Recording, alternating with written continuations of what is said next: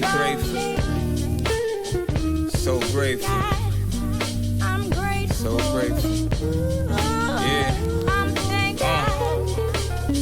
Yo.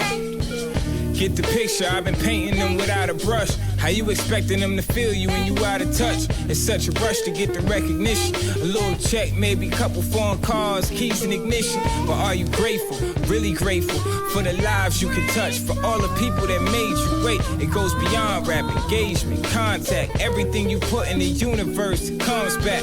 Fuck an algorithm. Are you in rhythm? Are you in harmony? Or are you building up an armory? Really, what inspires you? Truly, be reasonable. How can you speak to us when no one ever speaks to you?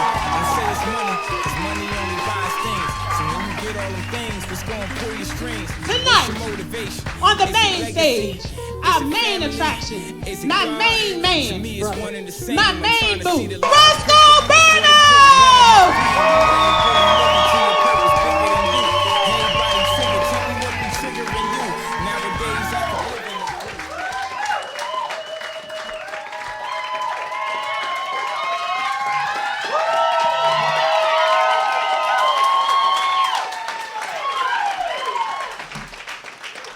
Oh shit, this is really happening. Woo. You're here. I'm here. Man. All right, well, that was fun. Good night, everybody. Cool. Fun little social experiment. I got to go. How fucked up would that be? People be pissed, be mad as shit. Also show you some real cultural differences. Because the way white people and black people would handle that situation would be very different. You get cheated out of some money, white people will tell you what you will do. I'm outraged. You will give me a refund. Black people don't do that. Black people will tell you what you not gonna do.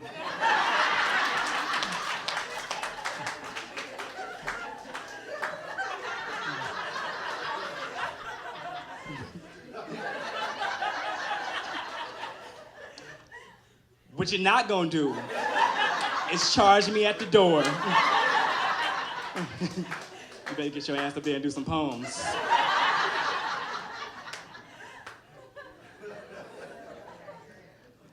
I appreciate y'all. Y'all are here. This is gonna be a great experience. It's Traumedy.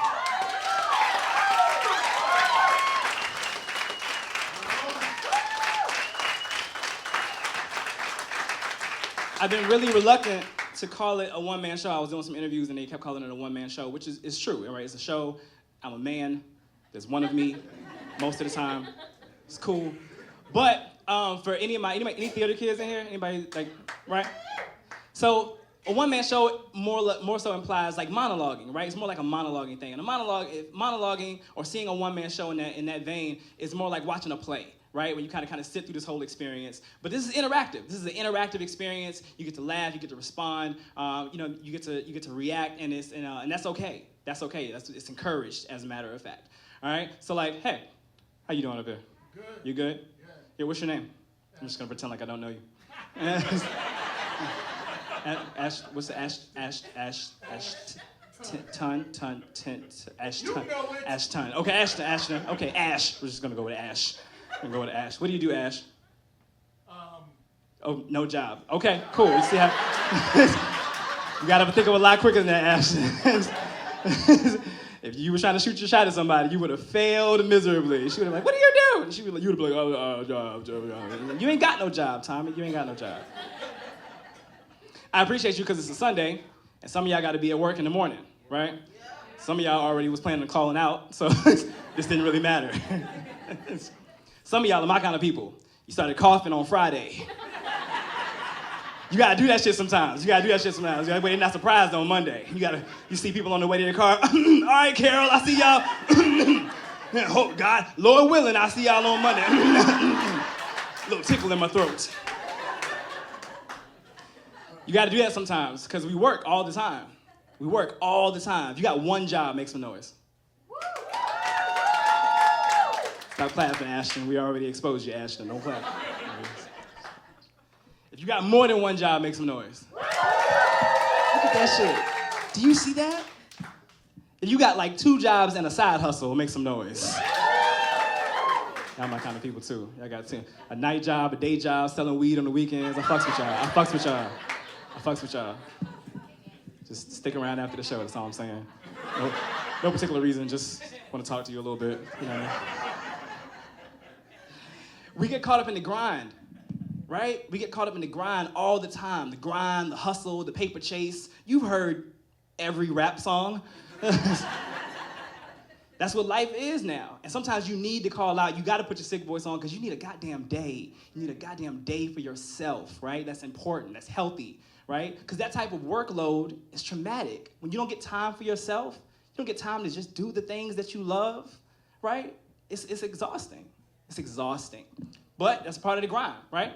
Wake up, eat, go to work, eat, go back to work, go home, eat, go to sleep. That sound familiar to anybody? Wake up, eat, go to work, eat, go back to work, go home, eat, go to sleep. Work, eat, sleep.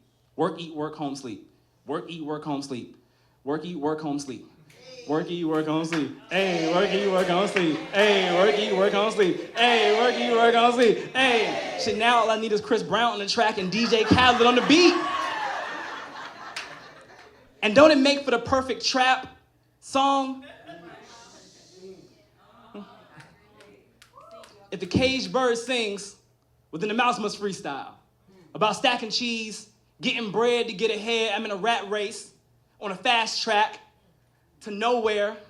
Seems like no matter how far I think I'm going or no matter if I'm trying my hardest, I seem to end up back where the fuck I started.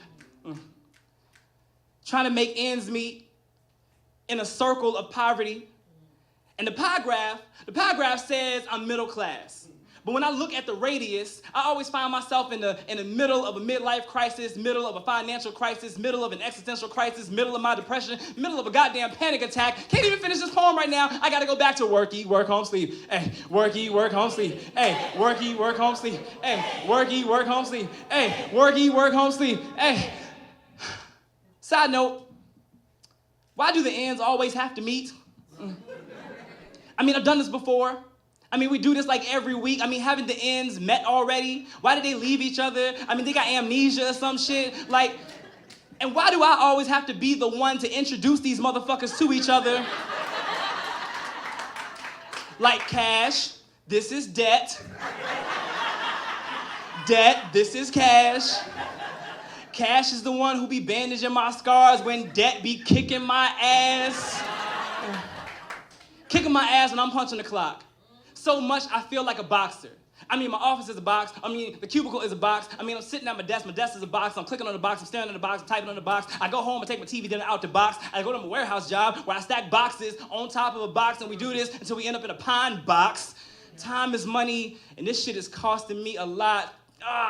I gotta go back to work, eat, work, home, sleep. Hey, work, eat, work, home, sleep. Hey, work, eat, work, home, sleep. Hey, work, eat, work, home, sleep. Hey, work, eat, work, home, sleep. Hey, work, eat, work, home, sleep. Hey, now all I need is Chris Brown on the track and DJ Khaled on the beat. America claimed land of the free, then sold us a dream. Just to find out America be the biggest pyramid scheme. Where the fewest sit at the top, and the working poor are told to make them work themselves from rock bottom up. But when you got an entire society sitting on top of you, hell, it's hard to even exercise your rights, let alone pull up. Nowadays, I want to hang myself with these goddamn bootstraps. But if I do that, then my kids got to deal with the trauma, and that's the part that nobody ever wants to talk about, that you have to navigate this broken down house called adulthood while your childhood trauma still haunts you, but you can't think about that now. You got to go back to work, eat, work, home, sleep, work, eat, sleep, fall asleep at work. Bring your work home. Work so much you can't sleep. Sleep, what is that? I got to go back to work, work, work. And the cycle stays on repeat until you fade out. Work, eat, work, home, sleep. Work, eat, work, home, sleep. Work.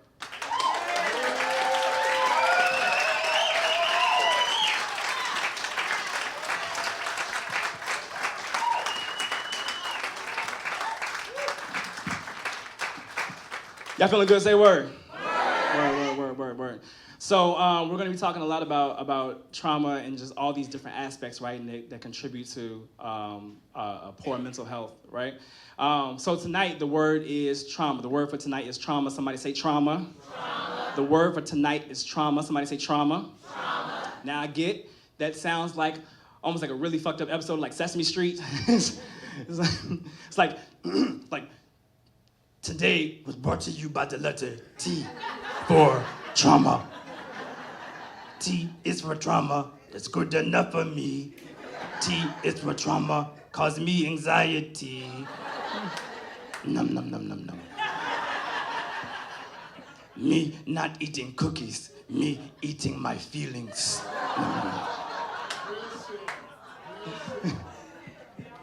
All this time we thought Cookie Monster had a poor diet. The motherfucker had an eating disorder the whole time. We didn't ever know. He's crying out for help. It's real. That depression is real, right? And it's that like something traumatic happens, something hard happens, and it leaves a hole inside of us, and that depression just kind of seeps in to fill it, and it's dangerous. And depression becomes this like kind of voice in your head. It's almost like a sickness, right? Depression is kind of like that, like those Mucinex monsters. You ever seen the Mucinex commercials? Whole family just moves right in, and it's like, what is that? An immune system? Psh, not anymore. That's how depression is. Depression just seeps in as soon as you like go through some shit. And it's like, what is that, a self-esteem? Psh, not anymore. And it's dangerous. It's dangerous when you don't do anything about it. And that's how we lost Robin. That's how we lost Robin Williams. And that's crazy, right? Because here is one of the people who you would think would be the happiest people in the world, has made us laugh and given us joy for decades upon decades. And so for him to go in such a way, it's traumatic, right? Seeing that happen is traumatic. And it actually happens more in comedy probably than anywhere else, right? These people who make us laugh all the time, right, are going through some of the darkest shit and never dealing with the emotions of it. This poem is dedicated to Robin Williams, to Mitch Hedberg, to Richard Pryor, for all the comedians who've given us life and love and laughter even when they were dying inside. This poem is When Depression Does the Set. So I make jokes about death more often than I should. I laugh, I kid, I joke, you have to. I mean, you gotta find a way to chuckle when you stacked your body weight in suicidal thoughts, attempts, actions, when every setup sounds like a death drop. I mean, you're scared to talk, it sounds crazy. It sounds crazy, but you laugh. Fuck crying. I mean, crying is so 5 overdoses ago.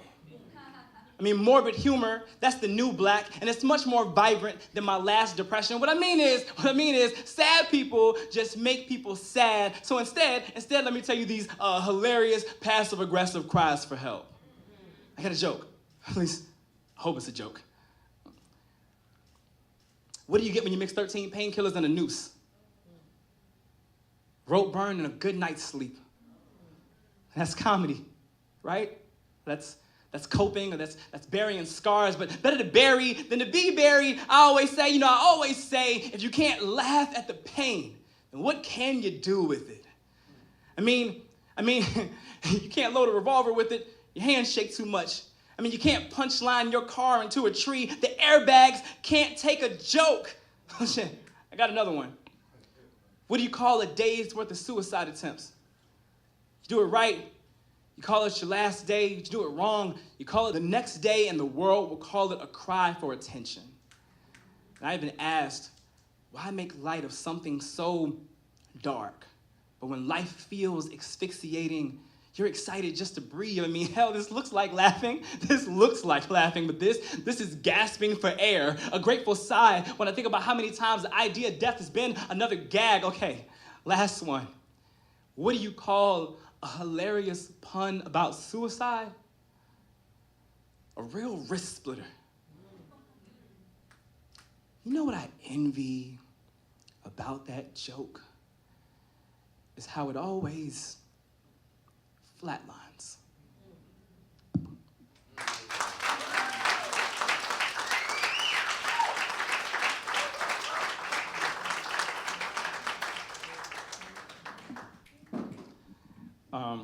know it's a heavy topic, but I don't think we talk about trauma enough.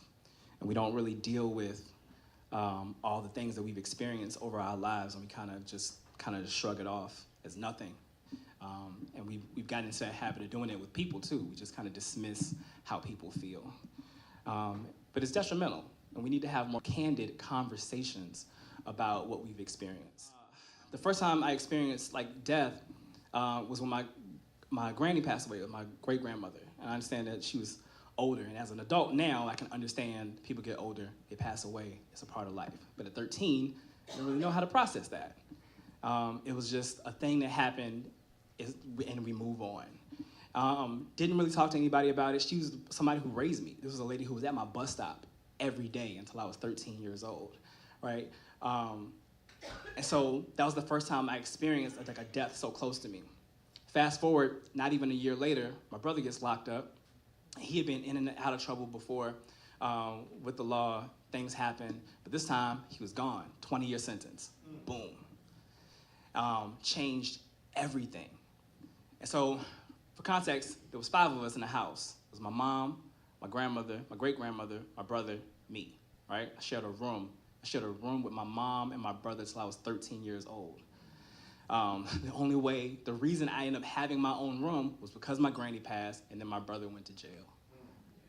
I didn't know how the fuck to deal with that. And so on top of that, my mom's working like crazy. She's got a ton of shit on her plate. She's taking care of a bunch of people, right? I'm going to school, my grades are fucking up, kids are teasing me like I'm poor, I'm wearing hand-me-downs. You know, school is a goddamn fashion show, all right? So like if you ain't it, then this is a long time ago. So if you weren't wearing like Fat Farm and Coogee, then you were a social pariah. So I'm getting teased, I'm getting bullied, and I was done. I was tired. You know what I mean? I learned a few things. I learned how to fight. I learned how to joke. I learned how to roast people, and I also learned how to hate myself. And so 13 was also the year that I tried to commit suicide for the first time. The way I went about this was swallowing a bunch of pills. I learned this from watching TV. And not watching like inappropriate things that you would think that's the way kids would kind of pick up this kind of shit. I was watching like the news, right? It would be like shows like 60 Minutes and like Dateline, and they would have these stories about like youth suicide, and they would have these like crazy detailed lists. It would be like, when we return, a detailed list of all the drugs kids are using to kill themselves, where they can find them in your home, and how much is the right amount to take for suicide. And I'm like, why are you sharing this, Dan Rather? This seems mildly inappropriate. But tell me more. It was rough. It's really, really rough. And here's the thing. I became a cutter. I was burning myself. There was a ton of self-harm that was happening all through my high school years. And when older people get wind of this, the people who are close to you, the relatives or whatever, when you come up in a black house, that's not black shit. They were like, don't you do that white shit. It's a really fucked up way to say that. But that's what we associated it with. We associated mental health and depression and anxiety and suicide, we associated that with white shit. Black people don't go through that. What you gotta do, black people? You gotta pray it away. You look at that. It's a damn shame. You gotta pray it away. Black people don't know how to deal with trauma. We don't know. We don't even know what trauma is. Anything. Personal trauma, urban trauma, environmental stuff, we don't know how to deal with trauma. We don't even recognize that trauma exists. I know that black people don't know how to deal with trauma or don't recognize trauma because we try to out-trauma each other. Black people will try to out-trauma each other in a hot fucking minute. Black people love playing trauma Jenga. They pull their trauma block out and try to put it on top of your trauma block, and it just keeps going until we all fall apart. You ever seen a conversation between two black people trying to out-trauma each other? We grew up it was 17 of us in a 1-bedroom house. I slept in a bathtub most of my life. Didn't even know it was time for school till my brother took a shower.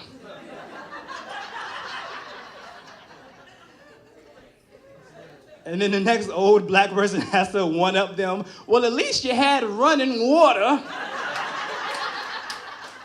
Our water walked. Try to do that shit all the time. Try to out-trauma each other, and then we try to out-oppression everybody else. Oppression Olympics. We were trying to win that shit all the time. Blacks and Mexicans, especially with what they're going through now, Mexicans are going through like some of the toughest shit they're going through in a long time right now with this goddamn administration, right? ICE is kicking in the door like, ICE is like a goddamn Biggie song, right? He's just kicking in the door, waving the 4-4 after everybody. And there's some hotep that comes along the way, but what about slavery? I'm like, can you let them have a moment? Like, there's whole kids in cages. Can you not talk about slavery just like right now, like right there in this moment? Well, at least they got a homeland. I can't even go back to my motherland. Shit, all right, look. I understand what you're saying. Laquan, Universal 7, Allah. But a few things. One, that's not a real African name. You don't have a passport. And let's keep it a buck. Your whole family lives in Atlanta, okay? Your whole family's in Atlanta. Your mama, your grandmama, your baby mama, the kids you don't see, they all live in Atlanta. Telling me about the motherland. It's real shit. I love black people though, because we take all the trauma that we've experienced and it shows up in our art, right? It shows up in our art all the time, especially in music, right? Blues, gospel, it's full of pain, right? Pain and resilience. And it's beautiful. I mean, it sucks where it comes from, but it's beautiful that we make it into something, right? Something that we can cherish, something that we can hold on to, something that becomes cultural, you know? Ma Rainey, jazz singer Ma Rainey, said, white folks say the blues come out, but they don't know how it got there. So I present to you a timeline of music. We went from drum call to call for freedom. From plucking on banjos to bondage on a ship. From djembes to Django, we are survivors. Here we are crashed on the soil of tobacco, cotton, sharecropping fingers, coarse like their hair, coarse like the lashes on their back, coarse like their pain, harmonized in the key of trauma. I mean, traumatized to the harm of being a minority, looking for the freedom notes. The slave song rebellion anthem mapping north like a Union soldier's bugle, singing a Negro spiritual like.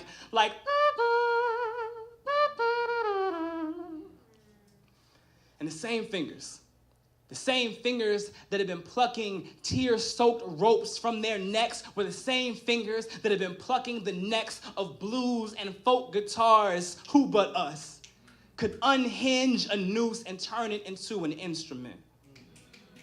Go through hell and then make gospel. Like fire, shut up in the bones of a burning cross and then baptize themselves in a colored fountain. I mean, who but the Negro could fry up a Jim Crow and then feed a nation revolution? To the symphony of the iron hand bigot called America, the pop of gunshots like police batons and snare justice in the teeth of police dogs. Who but colored folk could find rhythm in a riot or make a Motown out of a march? And when the soul need a break beat, we bass, boom, and crack walls and crack glass ceilings. Meanwhile, crack babies are being born in a concrete existence and the projects are built like mausoleums and we're force-fed. Experimental drugs gone viral and viruses gone viral. Shit, now we all trying to go viral for the views and we pump up the volume. We pump up the volume and the veins. Who but blacks could use needles to spin back the hands of time and scratch the surface of a broken history? Who but descendants of slaves, now only slaves to a rhythm, could take centuries full of suffering and make genres full of joy and rising sounds? Sounds like black notes on a white page. Sounds like black notes on a white page and they want to know how it got there. But we've always taken all the off-key we've been given to make a resilient medley. And they say that you can kill the revolutionary, but you can't kill the revolution. Well, when you are children of the drum, people can stop the heart, but they can never stop the beat.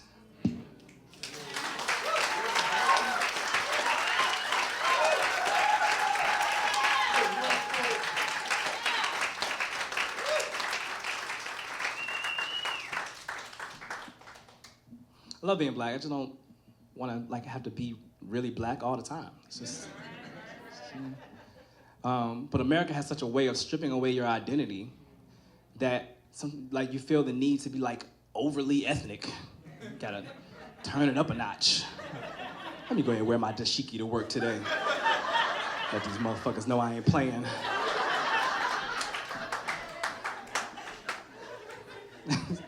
It's casual Friday, you're in full Black Panther costume. It's like, You cosplaying at work, nigga? Like, what part of the game is that? It's hard. I don't want to have to do it, but sometimes you feel the necessity to do it all the time, right? Sometimes I don't want to do that. Sometimes I just want to be a regular-ass person, writing regular-ass poems, right? So this is an ode, right? This poem is an ode. An ode to the black-ass poems. Because we all know that every poetry spot, poetry slam, open mic is full of black-ass poems by some angry-ass, black-ass poets. All right, so look, I get it. I'm guilty of it too. I mean, shit is fucked up. We see it all the time on the news, but sometimes, y'all, sometimes I want to write a regular ass poem. Just a regular ass poem. I want my poem's ass to be regular. I want to write a sports poem without talking about runaway field niggas to niggas running on the field. Trying to buy all that freedom out of all that free labor, or balling out at a combine that feels more like an auction block where they scan all your biceps and thighs for the biggest and the strongest buck so you can play for the Redskins or the Bucks for the big bucks, but can't stand up for a cause or they'll clip you at the kneecap. Shit. I'm talking about black shit again. It's a lot harder than I thought. I want to write a regular poem. I want to write a regular poem. I want to write a poem about music, right? But not like rap music, because that's way too black. But like country music, right? But not like this new country music. Not this taking my horse to the old town road. Not talking about the classics, right? Right, the classics. Johnny Cash and Bob Dylan. Side note, you know Bob Dylan said one of his influences was Odetta? Odetta, a black woman folk singer who made the genre popular. Odetta, a black woman folk singer who was persecuted for anti-American songs during times of war. Meanwhile, Bob Dylan gets praised for anti-American songs during times of war. But I'm guessing that guitar strings sound a little different when it's cotton in your jeans and not under your nails. And nowadays, country music is all 10-gallon hats and cowboy boots, which is actually still very black, since during the Wild West era, 1 in 4 cowboys were African American. It's hard not finding my skin in everything. I'm a father, and my kids are little adorable black-ass poems. It also means in America they're 28 times more likely to be shot 28 times by the time they turn 28. I'm an educator, and my students are little beautiful black-ass poems. They're like these chocolate-covered Robert Frost cliches. They're all drenched in systemic oppression. I mean, their hoods look like the roads less traveled, but more policed. You want all the black-ass poets to stop writing all the angry-ass black-ass poems? Stop giving us so much material. White poets get to write about all the fun shit. Haikus about Star Wars and shit. Haikus about Starbucks and shit. Cool. I want to do it too. So I got a haiku. I prefer my Jedi same way I prefer my coffee, black as fuck.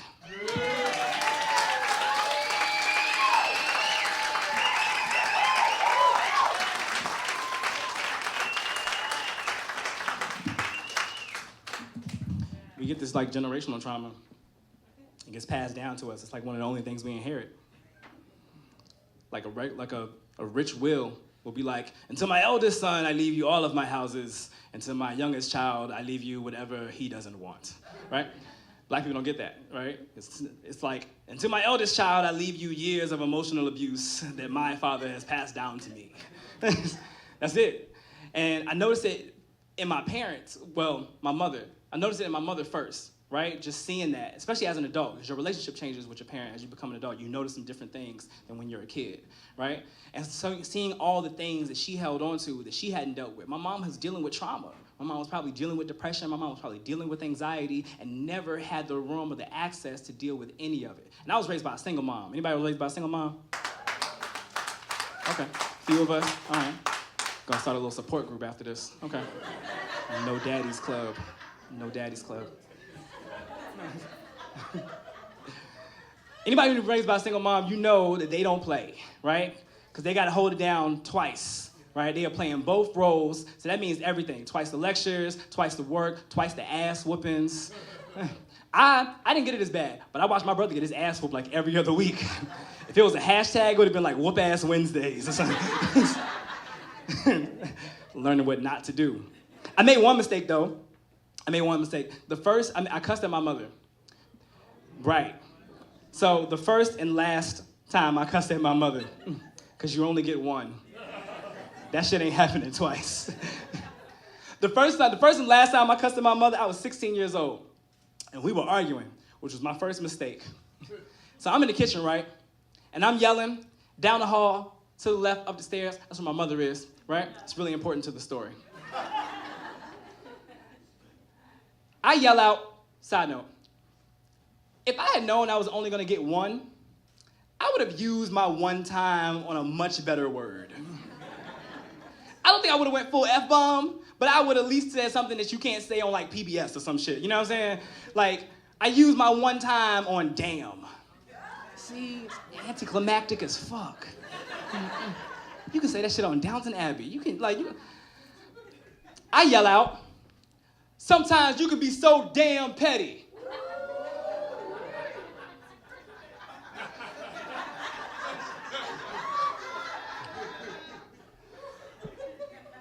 So I turn around, feeling accomplished and parched, and then like a chill kind of came over the air. It's like Friday the 13th, you hear like shh, shh, shh, shh, shh. And my mother appears in the doorway of the kitchen in like seconds, right? And does that thing that parents do that I hated then that I now do to my own children. She kind of leans in and she's like, what you just say? Now I'm not dumb enough to say it again. And I completely backpedal. I'm like, I feel like you can be a little unreasonable sometimes. Just hoping we could just have a conversation about it.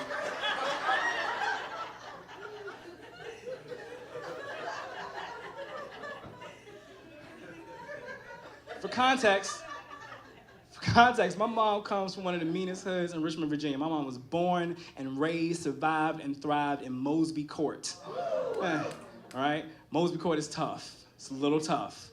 There's pretty much no grass in Mosby Court. It's scared. It's frightened to grow there. It won't do it. My mom made it out of there, no scratches. Knowing this information, I go up to protect my face. And my mother sees this as a sign of attack. In one fluid motion, she goes full WWE and suplexes me out of the kitchen and into the dining room and through the piano bench that was next to us. When I woke up, I had graduated, so that was cool.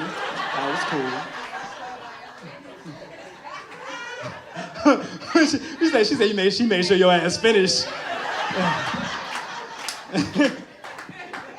Don't you be using no coma as no excuse.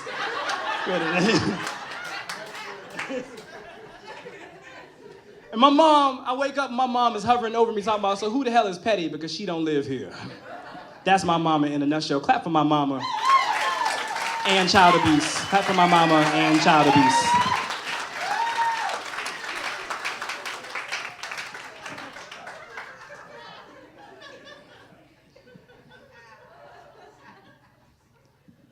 Puts a strong black woman to a whole nother level.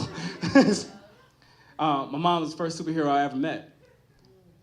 And it's weird seeing your parents get older and the roles change.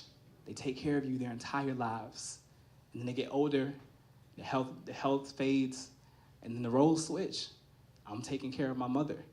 I'm checking on her. I'm making sure she's making it to all her doctor's appointments. I'm making sure that she has everything that she needs. And my mother has beat everything. Kidney disease, a heart attack, coma. She's right now in the winning the fight in breast cancer right now. Like my mom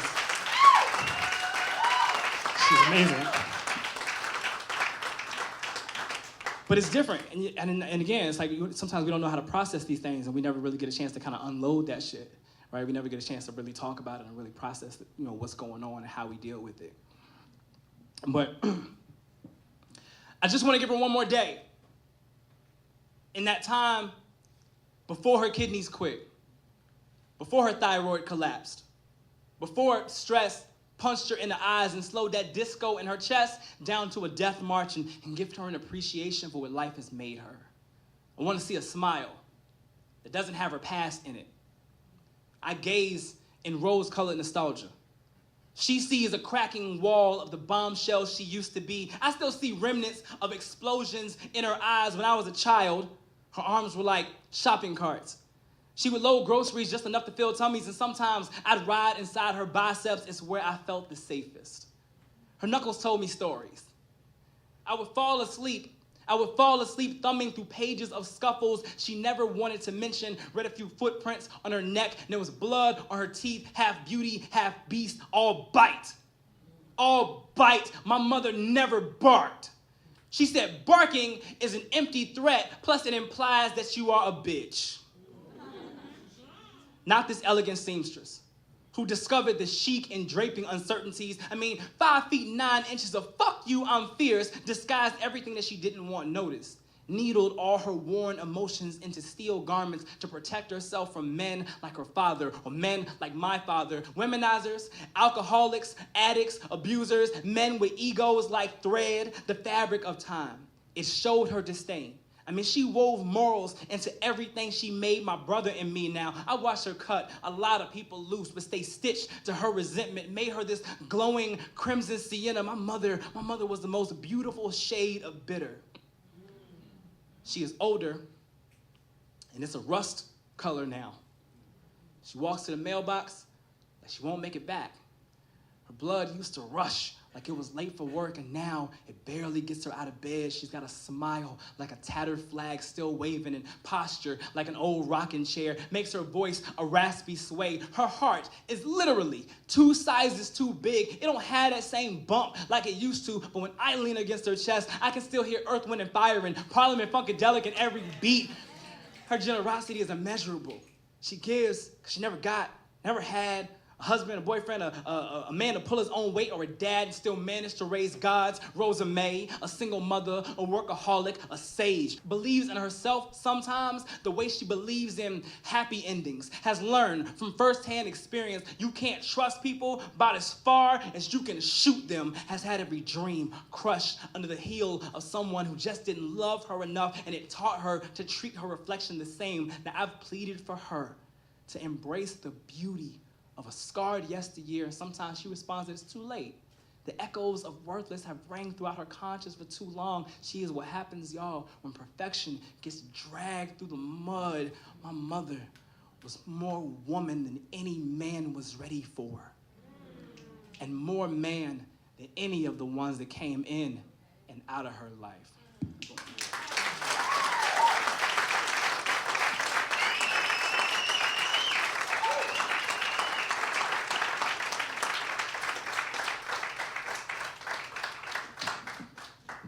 I'm so grateful for my mother now. I'm so grateful for her because parenting is fucking tough. Learn that shit now. I got two at home. I got a 13-year-old and a 3-year-old. Yes. Teenager and 3-nager. Pads and pull-ups. That's what my house is right now. Yeah, that's what it is. Two of them throwing the same tantrum for totally different reasons. In raising kids, it's really important to me to, one, break certain cycles, right? My mother wasn't really affectionate with us because she was raising boys. It was me and my brother.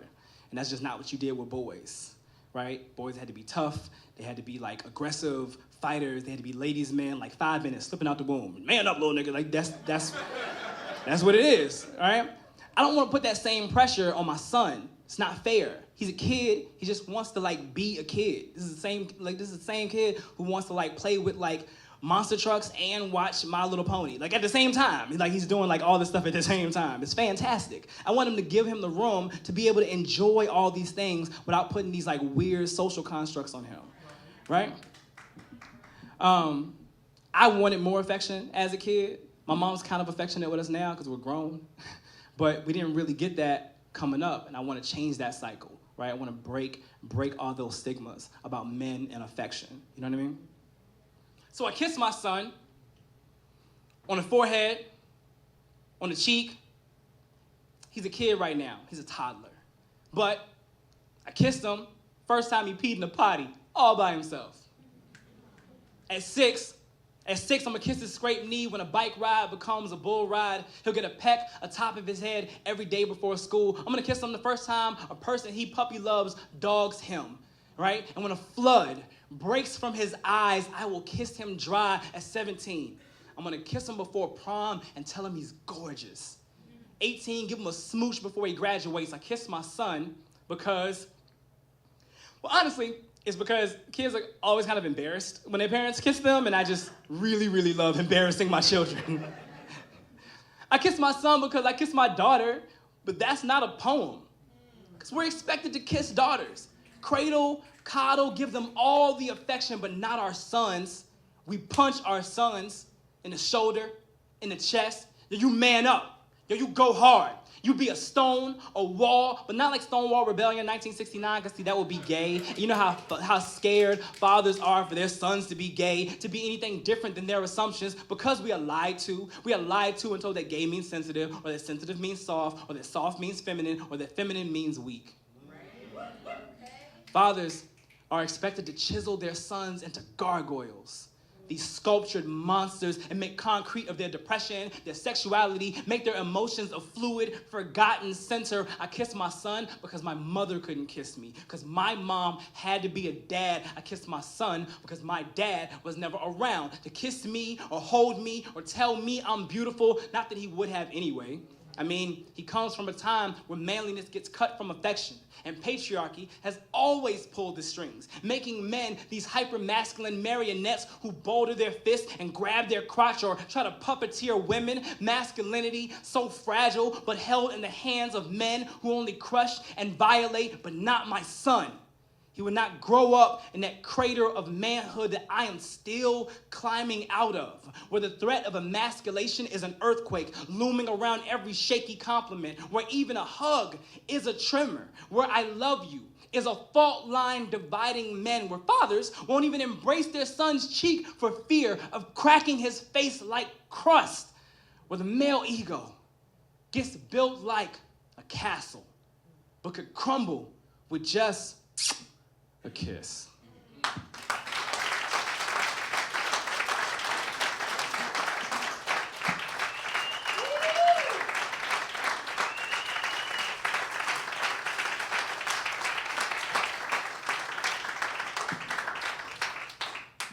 I got some dad jokes. You guys know what dad jokes are? Yeah. I got some dad jokes. You guys want to hear some dad jokes? Yeah.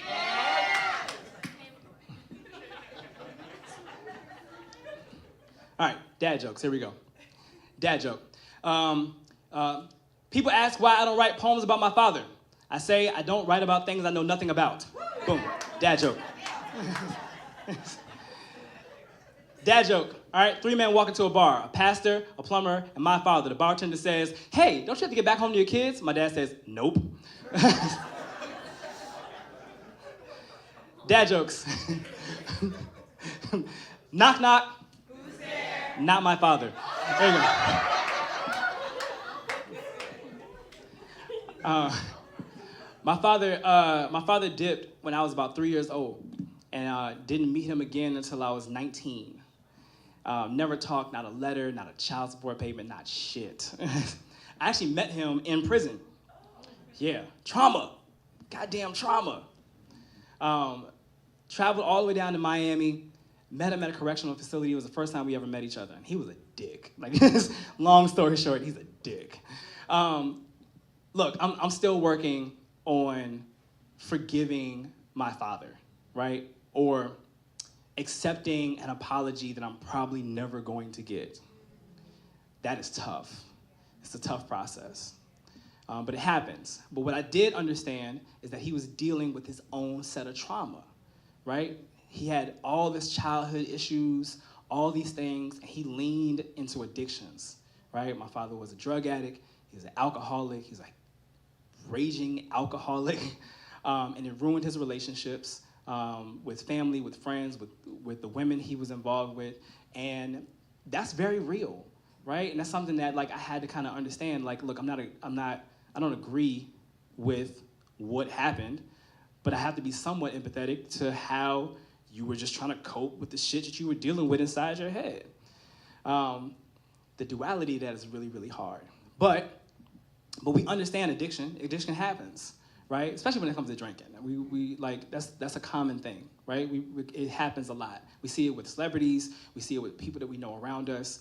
And the only thing that you can do really is just be as best of a support system you can while this person is trying to deal, right? But it's hard, and that's just something that, you know what I mean, like something that we have to accept. Even today. Today's been a long day, right? Need a drink.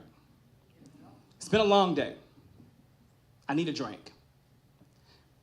I'm a little stressed out. I need a drink. I'm mad. I need a drink. I'm sad. I need a drink. I can't think. I need a drink. I think I just need a drink. So Blue Motorcycles. That's somebody's shit right there. She's like, this is what I've been waiting for. Pour up. Blue Motorcycles be our quickest escape. Long Island iced tea's fastest way to feel cool. Captain Morgan got you sailing away unless you decide to fly on that goose to the nearest bar stool. Rushing to get happy in an hour, and hours after we are back to reality, and liquid courage can't coach your fears forever or piece you together when you're falling apart. And what starts is sip, sip, sip, becomes tick, tick, tick, tock, to get what you've gotten yourself into. The bothers, the collarbones, slipping out of the closet, like my cousin. Never seen a day of sobriety after his mother passed away. Still blames himself for their distant relationship. Sometimes I want to say, what makes you think that Jen is going to make her rise out her coffin and love you again? Or maybe you want to drown in mudslides so you see eye to eye with her since you never agreed on anything before she died. It kills me. The irony. You ever notice how people who want to kill themselves often order shots at the bar? And the mean ones want to get nice, or the wrong ones want to get right. So what's your cliche, all right? How does it pertain to your life? You want to unwind, so you turn to wine until you feeling all right.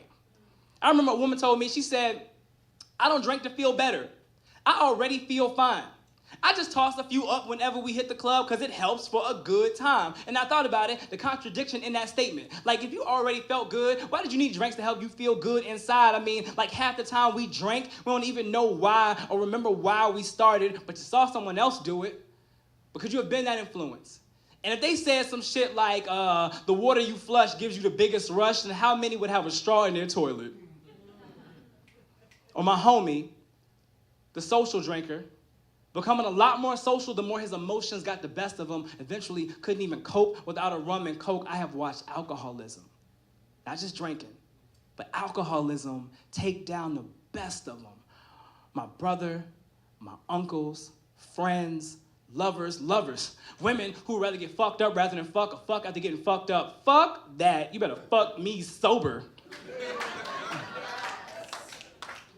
Because if you're too drunk to drive, then you are too drunk to ride. Shouts out to this side getting it right away. This side has had a couple drinks. They'll get it on the way home. Down in alcohol like his doctor prescribed, drink a few of these and throw up in the morning. Since when has Everclear ever cleared your mind?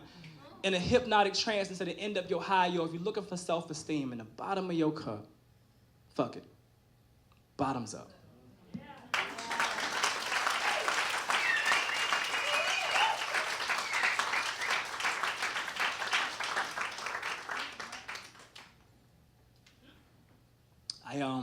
I actually was never really much of a drinker, but that's not the only type of addiction. That's not the only type of addiction that exists. Anything can kind of become an addiction, right? When it starts getting into like an unhealthy level, right? What's the old saying is, everything in moderation, right? I wasn't a drinker, but I will say, being completely honest, at the peak of my depression, I had developed like a really unhealthy sex addiction. Look at all the fellas. Oh, I was with you on the drinking, Roscoe, but don't ruin sex. It's some real shit, right? Anything to numb the pain, right? And it happens. We don't want to talk about shit like that, though. But sometimes we have to talk about shit like that, all right? So let's talk about sex. The hard sex, the hard to let go sex, the engulfing, drowning sex, take me in deep so you feel it in your heart, past that gut feeling in your heart, like you know you'll feel empty after this, but still trying to fill all the holes in your heart sex. Let's have some raw conversations about sex. The hard sex. The making love hard because you've become hard to love sex. That this is all I know of love, sex. Like subconsciously, never dealt with the reality of the first time the first person you gave yourself to broke your heart, took your virginity or your dignity. We're talking always on the rebound sex. Never coming down. Never coming down because this is your high. We're talking orgasms turn overdose sex. Addicted sex that keeps you from thinking about suicide. I mean, it's either spread legs or spread your body across concrete after a 10-story jump. Filling your bed with warm bodies because inside you become a cold corpse. We're talking dying slow sex, numb sex, emotionless sex. All right, 100% transparency. We're talking emotions tucked under my masculinity sex. It's a sex that men never want to talk about. It's that patriarchal macho sex that fuck like a real man, right? But they never seen a real man in your life. We're talking about the I don't want to be vulnerable, holding back the tears sex because men don't cry and men don't feel. We just do, we just be. So we always got to be in the mood. I mean, that's what an old head told me. I mean, no responsible man to show me how to be a responsible man. So my sex was reckless because the images of what men do were scattered amongst porn clips, music videos, and a few niggas from around the way. This is bastard sex. This is daddy issues sex. This is no daddy in my life, so have every woman call me daddy during sex. Didn't think my mother loved me, so every woman had become my mother. When they start acting like they my mama or some shit, that's when I leave. We're talking this backwards ass Oedipus complex sex.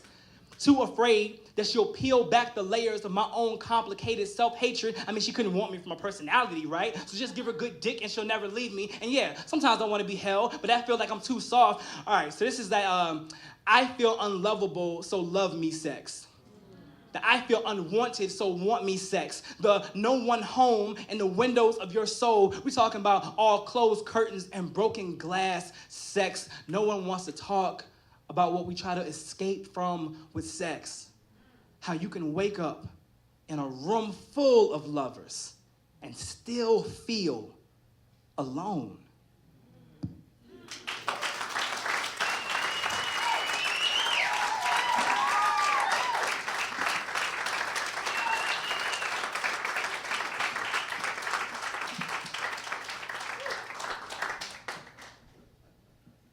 There's gonna be some awkward ride homes, all right? I know some people are turning this into a date night. Just fucked all that shit up for you.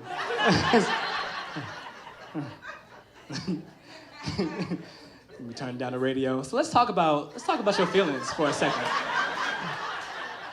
What's your relationship like with your mama? That's all I'm saying. It's tough. We're all kind of dealing with something, right? We're all kind of dealing with something. We gotta start being more candid about the things that we're going through, right? Be honest. Be honest about it. You know what I mean? Like, if you have good friends, you got good family, people that you can lean on, make some noise.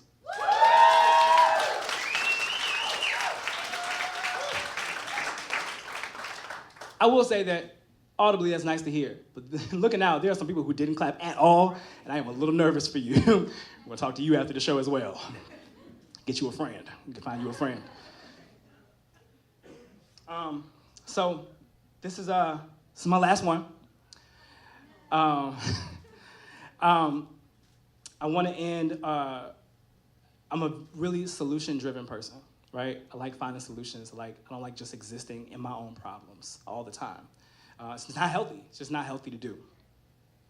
And I'm a firm believer that depression, especially, is an ongoing fight, right? It comes, it goes, it comes back, and you just got to kind of navigate through it the healthiest way possible. the healthiest way possible. I can't stress that part enough, right? So I have this book. It's called God, Love, Death, and Other Synonyms. I'm pretty proud of it. You can clap. That's cool. Thanks, man.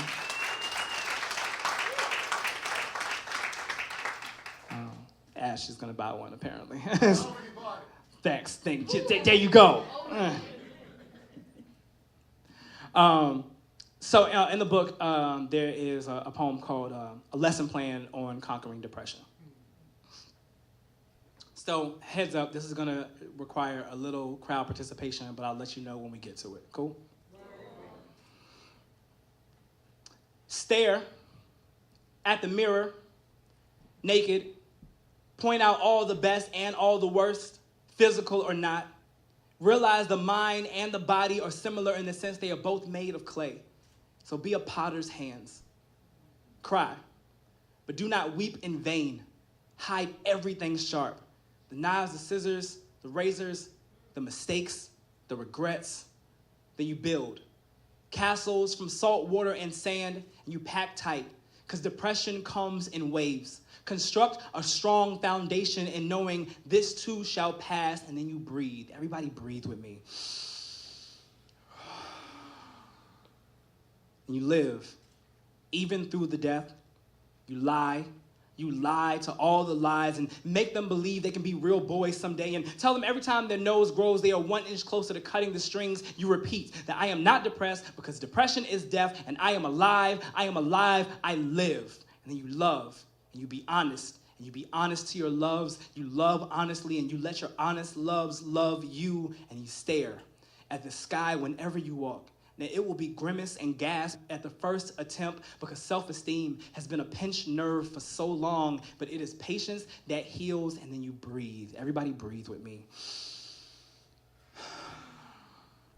You create instead of wishing for better days, because wishing is for stars and children. Wishing doesn't really go anywhere. Wishing withers and wilts. Wishing has no blossom. Wishing is a verb, but wishing is not an action. So you write until your hands can only grip pens and pencils and loved ones. And you write, I am more than Vicodin and Hennessy. I am more than the nameless orgasms. I am more than the notches carved into wrists and thighs. I am more than my last kiss to a puckering barrel. Read. Read the suicide notes you've buried like old love letters. Read them with a mouthful of puns. Read them ridiculous until you can't take this blue funk seriously anymore. And then you breathe. Everyone breathe with me. And you stare, and you cry, and you build, and you breathe, and you live, and you love, and you stare, and you breathe, and you create, and you write, and you read, and you breathe, and you breathe, and you repeat, and you repeat, and you repeat, and you repeat, and you repeat, and you repeat, and you repeat.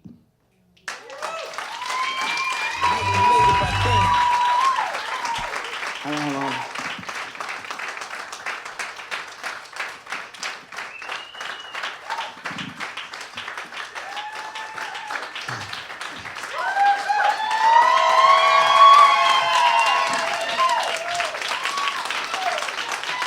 One more thing.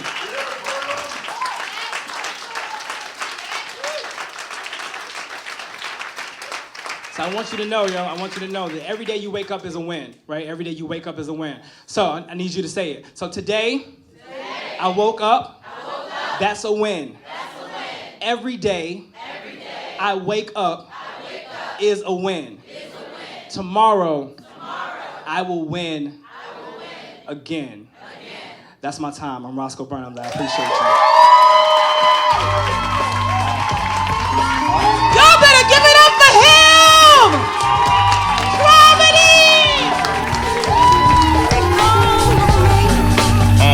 Take my own mind. Control me. Yeah, be grateful. So grateful. I'm grateful. So grateful. Yeah. I'm thankful. Yo, Get the picture, I've been painting them without a brush. How you expecting them to feel you when you out of touch? It's such a rush to get the recognition. A little check, maybe couple foreign cars, keys and ignition. But are you grateful, really grateful for the lives you can touch? For all the people that made you wait. It goes beyond rap, engagement, contact. Everything you put in the universe comes back. Fuck an algorithm. Are you in rhythm? Are you in harmony? Or are you building up an armory? Really, what inspires you? Truly, be reasonable.